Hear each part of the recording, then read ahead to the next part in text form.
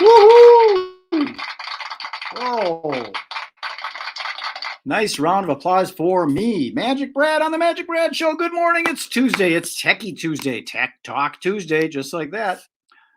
We do side hustles. What's that on there for? I interviewed somebody and they had that. We do side hustles. That's not what I wanted on there. This is what I wanted on here. Where the heck is it? I got too many of these little dealy bobbers on here. The Magic Brad Show. That's what it is. MagicBradShow.com. If you want to be on the show, all you have to do is go to that website right there, TheMagicBradShow.com, and it gives you opportunity to fill out the little form and set a date, schedule a date, and then we can get on. We can talk about whatever you want to talk about. A lot of stuff I talk about is lifestyle and 5 different areas of career, finance, relationships, spirituality, and wellness. I also talk about affiliate marketing and marketing your business and leveraging the online internet 24/7, even though sometimes it doesn't work the way that it's supposed to. You know what I mean? Sometimes things don't work and sometimes things break. They do. So my friend Brian, he had some technological issues. It must be in the solar system or something. Mercury's in retrograde. Because I had some issues yesterday. One of the major platforms that I use for a lot of my landing pages and payment processing and all that, it went away yesterday. And I had to work to get it back up. And now it's there. It's back up. So Brian, his internet went out, maybe snowstorm or something. Is that what's happening?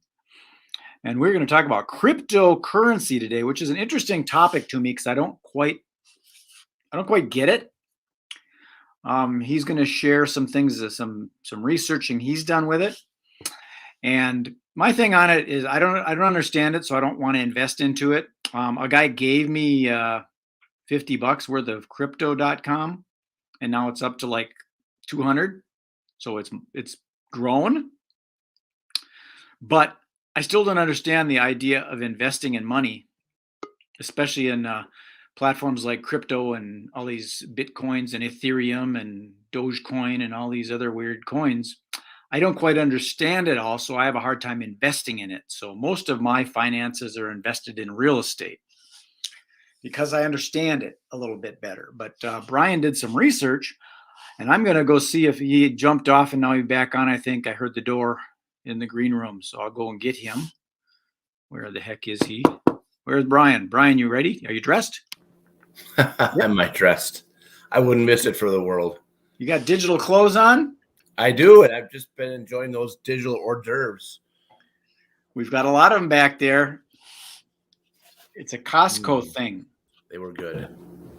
So yeah, it's been the greatest year ever for cryptocurrency. Started in 2016. Now in 2021, we've seen gains in Bitcoin of, 122%, 487%, even 1,606%. These gains are just crazy. Fortunes can be made overnight. Forbes is talking about it. It's a real thing. Ethereum had its highest ever in its history this year. And, you know, it is a real thing, Brian, but can't they just like all of a sudden, oh, we decide to quit Ethereum. We're giving it up. We're just going to close it down. Just like a business. You're invested in Microsoft and it goes away. You lose everything. Is that the way it works? Possibly, but you froze up again. So this is kind of what I'm talking about. The internet is not a stable thing.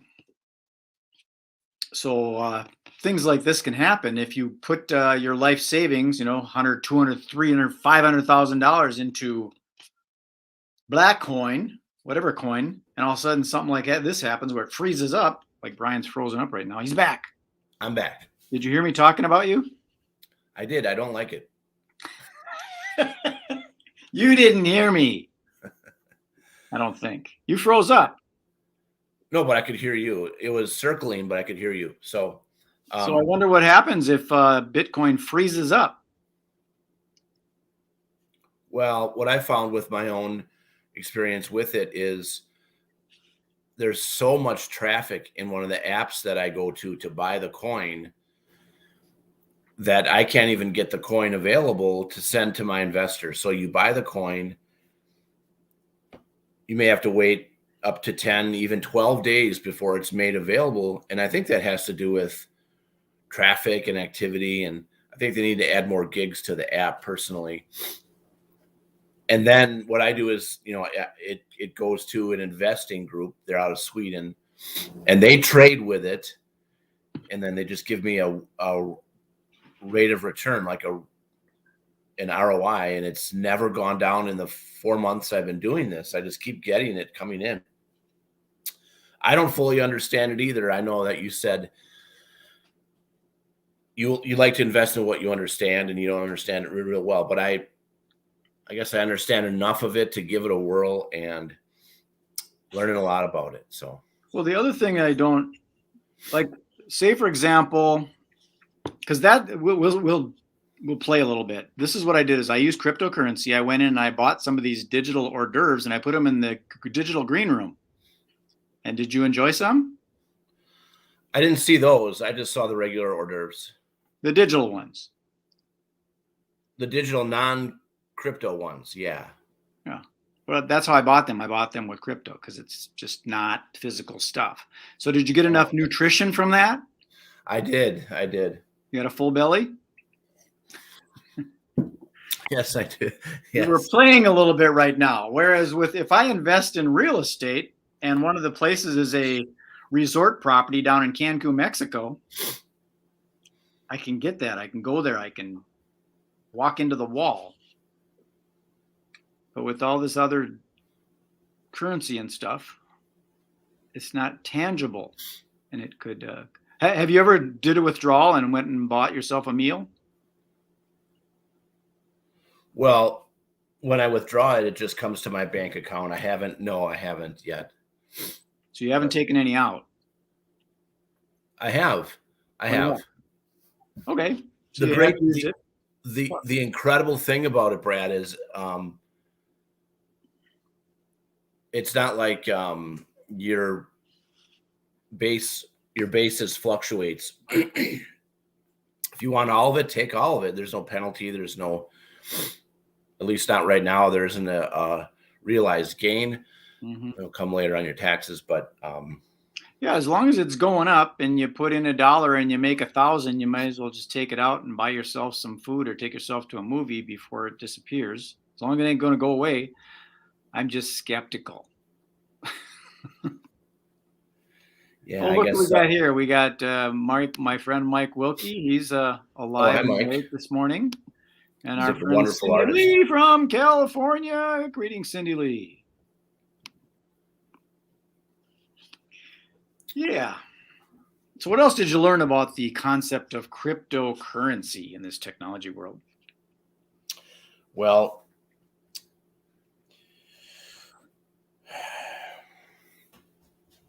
there's some, we can talk about this. There's some speculation about who the real inventor was.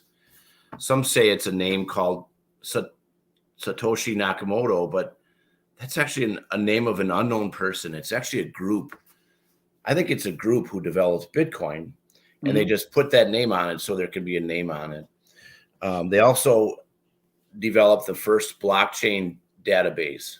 And there's another theory that the inventor is a guy named Craig Wright. Craig Wright and a guy named David Kleiman invented this. And I don't know, who do you trust, right? Who's the real inventor of? Well, it kind of doesn't matter. It's kind of like the internet. I don't know who invented it. I think it was a collaborative thing, and now it's around. Everything's all connected. And it actually was around in the 60s, Brad, just rarely used. Yeah, wasn't it a military thing? I think so. And then it exploded, and you have what it is now. So crypto might end up being what Captain Kirk uses to buy things like his shoes. Through his transmitter. Yeah, somebody's got to pay for those transmitters and stuff. Somebody's got to pay for the engine repair and the phasers when they go out. Somebody's got to fix them up, I'm sure. Right. So they'll use digital currency to do that. Yeah. But if anyone out there is interested, I can guide you with a company in Sweden that does these trades. And they were actually offering a December bonus. I don't know if the December bonus was because there's so much in holiday spending, they felt they were competing with that, or they just wanted to make a big end of year splash, but they were actually giving a 50% return on your investment. Here's how to get a hold of you in case anybody wants to get a hold of Brian. He's available on LinkedIn. Brian Bush Writing. He's a writer. Technology writing, cybersecurity, network writing, any kind of technology pieces for the web content, white papers.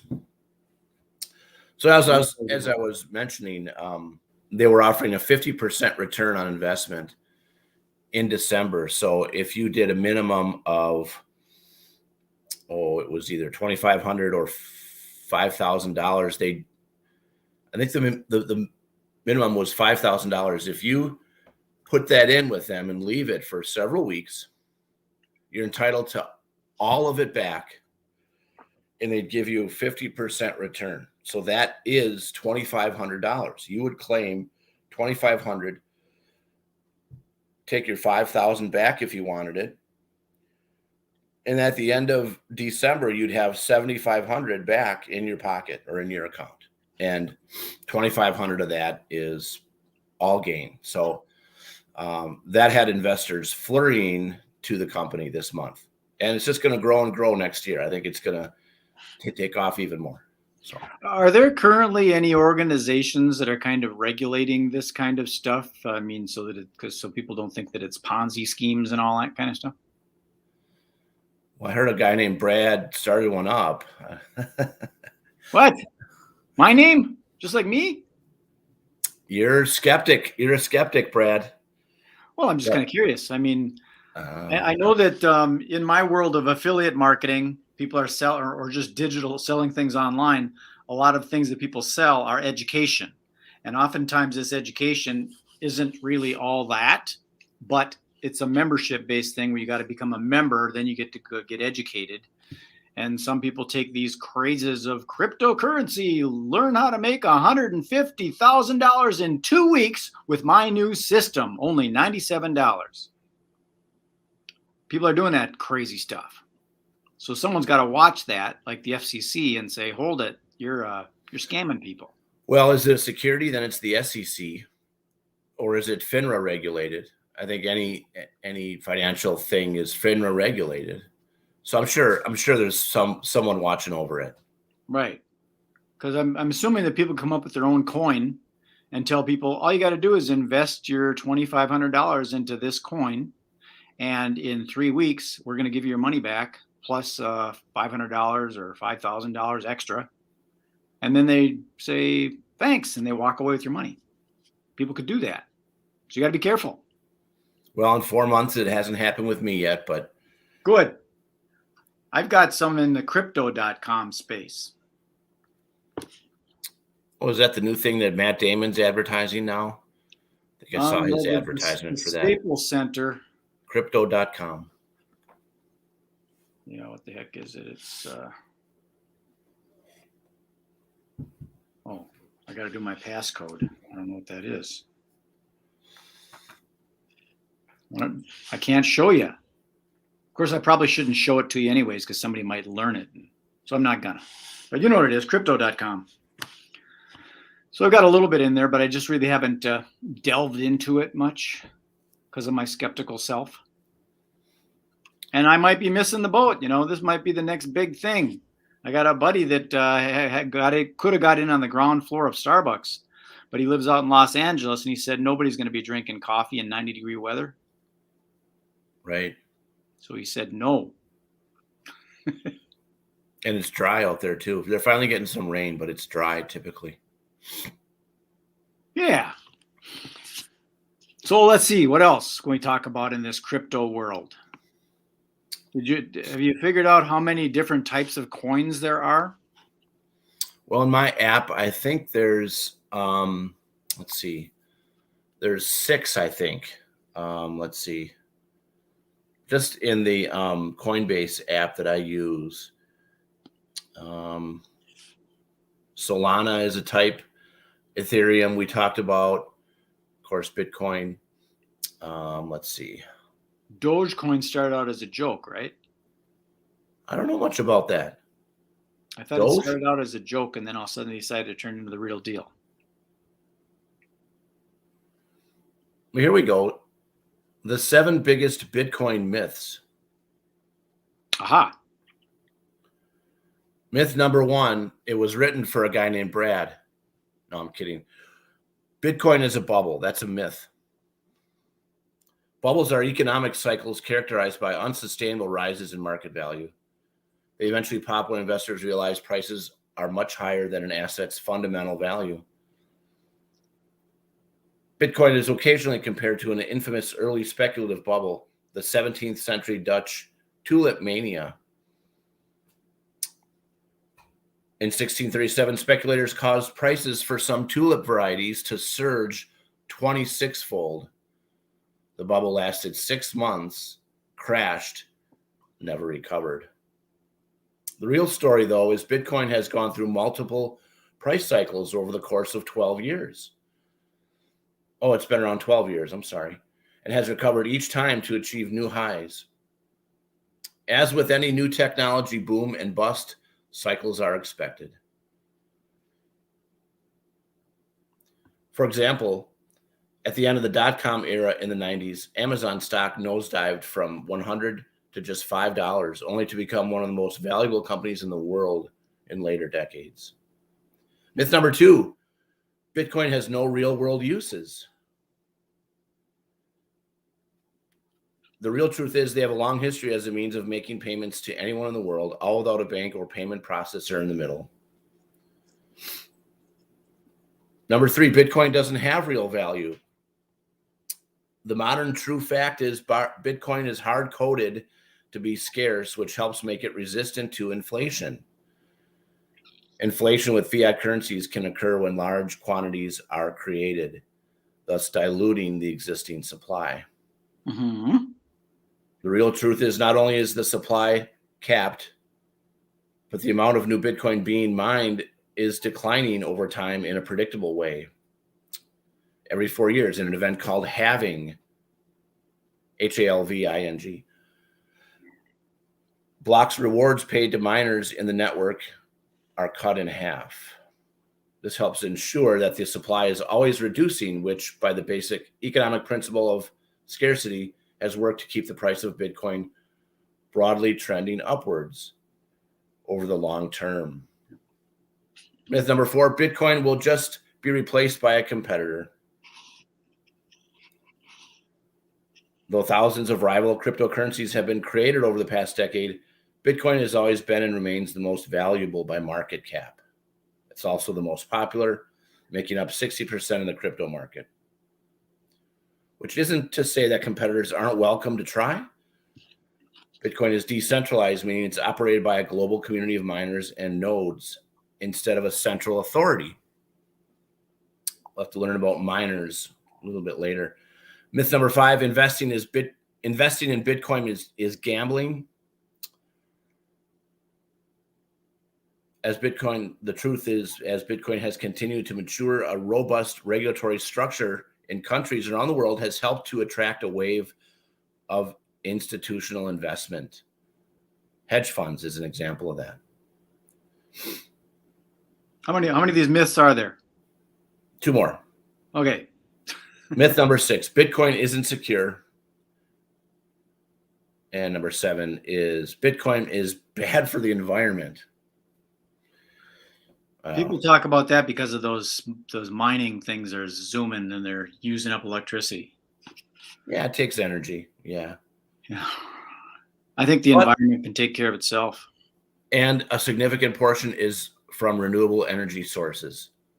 Wind, hydro, solar. So there, Brad. 7 myths busted. Got it.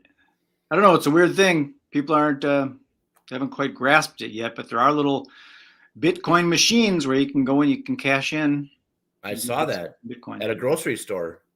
Yeah, it's working its way in. I mean, we used to have that green hard cash, and then all of a sudden there's these things called cash cards, and you start carrying these little debit cards around, and plastic, they call it. Times are changing, my friend. And that's why it was invented. It was invented to be a more a safer and faster and secure way to transfer money around the world, because you're not going to send cash around the world. That's risky.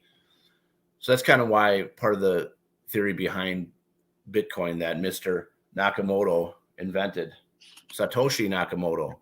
Yes, it's an interesting thing, because money is just a way of measuring energy, in my opinion. Good place to stop, Brad. We had a great session again today. Yes, it makes my brain spin, that's for sure. Thanks to all of our viewers from California and beyond. Dun, dun, dun. We're thankful for you. Well, let me pop your little thingy up here in case people want to connect with Brian. Here's it is once again, how to find Brian on the LinkedIn platform. If you want to find me, just Google the keyword Magic Brad and you'll find a plethora of stuff, information. So I'm going to put you in the green room. We can have a little chat later, but I'm going to send you into the digital green room. Boom, he's gone, just like that. All it takes is a click and he disappears. Well, that's it for today. I've got another one that I'm doing with a friend that I just connected with in Albuquerque, New Mexico. I knew I should have took a right turn at Albuquerque. And him and I are going to be talking about affiliate marketing, and that's around noonish if you want to tune back in. So there you go. Peace, love, and happiness. Magic Brad signing off. Enjoy the rest of your day. Be good, be kind, be well, be safe, and be nice.